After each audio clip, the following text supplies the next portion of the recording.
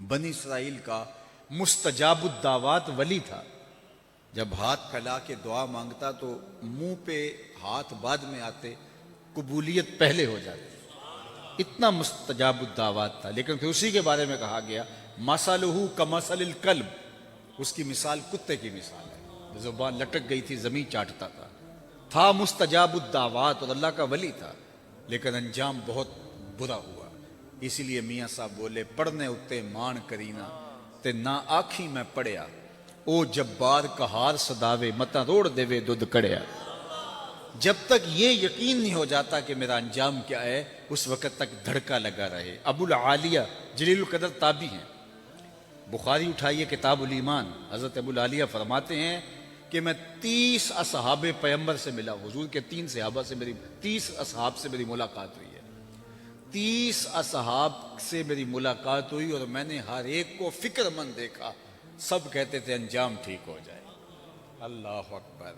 آج تو ہم سمجھتے ہیں کہ ہم بخشے ہی ہوئے ہیں، لیکن وہ جنہوں نے حضور کو دیکھا، حضور کی صحبت میں رہے، اللہ اکبر، وہ بھی ڈرتے تھے. جن کو حضور نے کہا بشارت دی جنت کی، وہ بھی اینٹ اٹھاتے ہیں اور پھر نیچے رکھتے ہیں تو کہتے ہیں کاش کہ میں اینٹ ہی ہوتا. چڑیا کو بیٹھے دیکھتے ہیں حضرت ابوبکر رضی اللہ تعالیٰ عنہ، وہ ایک شاخ سے دوسری شاخ پہ جاتی ہے تو کہتے ہیں واہ چڑیا کہ کیا موج ہے، ایک شاخ سے دوسری شاخ پہ چلی جاتی ہے اور تیرا حساب بھی نہیں ہوگا. پھنسے تو ہم ہیں جن کا حساب ہوگا. ہمارے پلے کوئی عمل نہیں اور ہم سمجھتے ہیں جنت کے ٹھیکیدار ہم ہیں. تو کہتے ہیں 30 اصحاب سے ملا ہوں، 30 ہر ایک کو میں نے ڈاڈا فکر مند پایا ہے اپنے انجام کے حوالے سے. حضرت بایزید بستامی سے ایک بڑھیا نے کہا تھا حضرت ایک مسئلہ پوچھنے آئی ہوں. پوچھئے.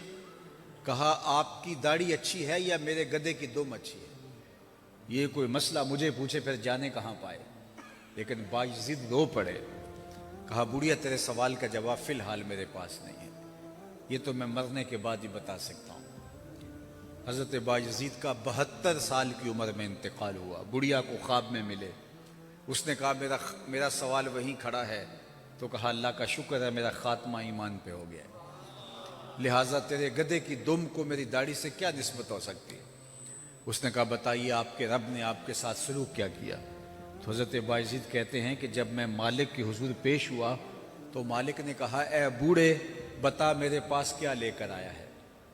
تو میں نے جواباً عرض کی مالک، بادشاہوں کی چوکھٹ پہ جب فقیر آئیں تو بادشاہ یہ تو نہیں پوچھتے کہ کیا لے کر آئے ہو، فقیروں سے تو یہی پوچھتے ہیں کیا لینے آئے ہو.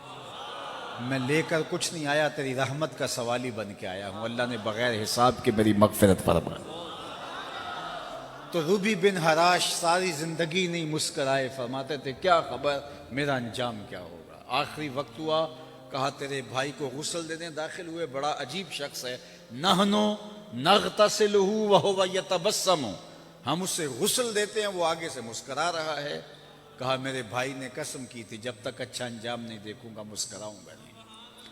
پورے بصرے میں خبر پھیل جاتی ہے ایک بندہ مرنے کے بعد یوں مسکرایا ہے. اپنے بیگانے، نقاد، محبین سب طرح کے لوگ ہوتے ہیں. ایک بہت بڑا ہجوم ربعی کے گھر کی جانب روانہ ہوا. تیکھے تیکھے سوال لیے. کوئی کہتا ہے یار بندہ تو نیک تھا، ہو سکتا ہے اسے اعزاز ملا ہو. کوئی کہتا ہے یہ گھڑی ہوئی کہانیاں ہیں، بندہ کوئی مرنے کے بعد بھی مسکرا سکتا ہے. لوگ سوال لیے ہوئے، کوئی زیارت کے شوق میں، کوئی محض تماشائی ان کے گھر کی طرف رخ کرتے ہیں. اتنے میں انہیں غسل دے کے چارپائی پہ ڈال دیا گیا تھا، کفن اڑا دیا گیا تھا.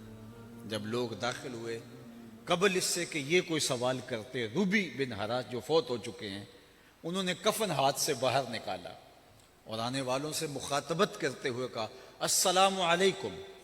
لوگ حیرت میں ڈوب گئے. وعلیکم السلام اتتکلم بعد الموت، عجیب بات ہے مرنے کے بعد باتیں کر رہے ہو. قال نعم اتکلم بعد الموت، ہاں میں مرنے کے بعد باتیں کر رہا ہوں.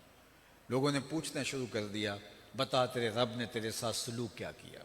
تو ربی بولتے ہیں استقبلنی ربی غیر غضبان واستقبلنی بروح و ریحان. اس کے چہرے پر کوئی غصہ نہیں تھا، اس کی قدرت کے چہرے پہ کوئی غصہ نہیں تھا. اس نے روح و ریحان کے پھول میرے گلے میں ڈال کے میرا استقبال کیا. لوگ باتیں پوچھنے لگے، کوئی ادھر کی کوئی ادھر کی. جب سلسلہ کلام طول پکڑنے لگا، امام ابو نعیم الاصفہانی نے حلیہ میں لکھا کہ روبی بن حراش نے کہا عجلوا بی ولا تؤخروا بی لأن ابا القاسم ينتظر علی الصلاۃ. دیر نہ کرو، مجھے جلدی قبرستان میں لے جاؤ، تم مجھے باتوں میں لگا رہے ہو، امام الانبیاء میرے جنازے کا انتظار کر رہے ہیں. عرش فرش تے بانگا ملیاں تے مکے پہ گیا شور، بلے شاہ سا مرنا ناہی تے گور پیا کوئی ہور. فالا نحیینہ حیاتن طیبہ، فطرت ہستی شہید آرزو رہتی نہ ہو. خوب تر پیکر کی اس کو جستجو رہتی نہ ہو. موت کو سمجھا ہے غافل اختتام زندگی، یہ ہے شام زندگی صبح دوام زندگی. میں آپ سے پوچھتا ہوں، آج سے 50 سال پہلے سیالکوٹ کے کمشنر کا نام کیا ہے؟ تو آپ خاموش ہو گئے. آج سے 40 سال پہلے کے ڈی سی او کا نام کیا تھا؟ سرمایہ داروں کے نام پوچھوں آپ نہیں بتا سکیں. اور میں اگر آپ سے یہ پوچھوں کہ ایک فقیر 2 دروازے پہ بیٹھتا تھا، اس کا نام بتا سکتے ہو تو آپ سر اٹھا کے حافظ صاحب کا نام لیں گے. فطرت ہستی شہید آرزو رہتی نہ ہو، خوب تر پیکر کی اس کو جستجو رہتی نہ ہو. موت کو سمجھا ہے غافل اختتام زندگی، یہ ہے شام زندگی صبح دوام زندگی.